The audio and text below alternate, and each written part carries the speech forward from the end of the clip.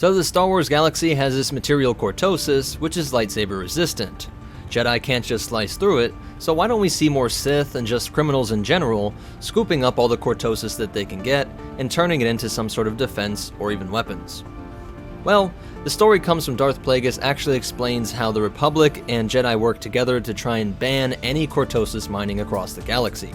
Our story takes us to Valdemnik, an outer rim world where Darth Plagueis and his master Darth Tenebrous are using their droids to hunt down a Cortosis mine. Plagueis says that Cortosis is, quote, a fabled ore owing to its scarcity, but even more for its intrinsic ability to diminish the effectiveness of the Jedi lightsaber. For that reason, the Jedi Order had gone to great lengths to restrict mining and refinement of the ore. Then this is followed up by a very cool Bane reference, quote, if not the bane of the Order's existence, Cortosis was a kind of irritant. Darth Bane used to mine Cortosis when he was younger, a little less than 1,000 years before this story, and this part of the book takes place in 67 BBY, if you were curious.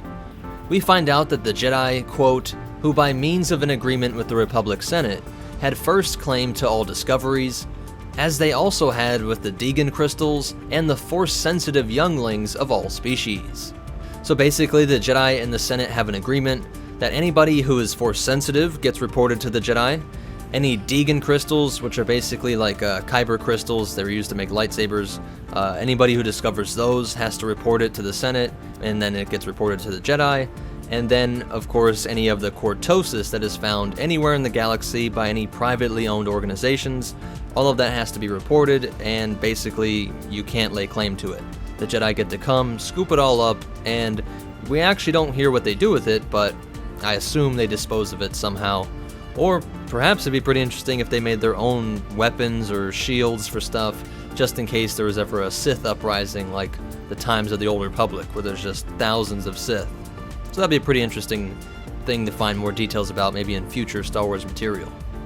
The problem for the Jedi is that they didn't even know the Sith existed at this time, and so the Sith across these different generations were able to take advantage of their secrecy.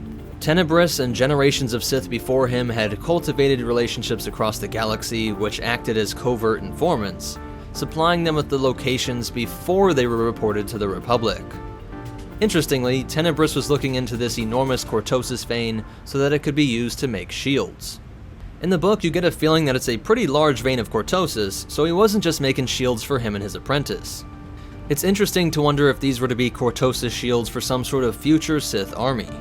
And I think it's pretty interesting that Valdemnik was featured in the 2003 Clone Wars TV show, and that this Cortosis vein was eventually processed by the mining guild of the CIS. The CIS had the experimental droid, the CB-3 Cortosis droid, which was so deadly that Palpatine feared it would ruin his plans, basically that he wouldn't be able to manipulate the Clone Wars, and it would have resulted in the CIS actually winning. As Darth Sidious, he found out the location of the droid manufacturing, and then he made sure that that information fell into the hands of the Jedi, who sent a task force that destroyed the facility. I think it's pretty cool that the book went out of the way to give this detail on what happened to Cortosis, because it's something that always made me wonder why don't we see a lot more of it. Even if it was rare, you still have mining companies across the galaxy, so somebody was discovering the stuff, and I've always wondered what they did with it. But you can see how this could build up some resentment with the Jedi Order, especially if you spend a whole bunch of money to try and uncover the stuff, you know it's incredibly valuable, and yet you just kinda have to give it away.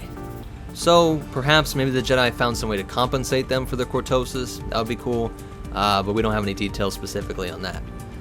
But yeah, that's it for this part of the story. We're going to keep them coming, keeping all these little Darth Plagueis interesting parts coming at you. So be sure to like and subscribe. Special shout out to our patrons. If you want to connect with us social media and all that stuff, or buy your own copy of the book. We're listening to it on Audible, where we got Audible links and the physical copies of the book, all linked down in the description. So if you pick up one of those, it'll help support the channel. But more important than all that, remember, the Force will be with you. Always.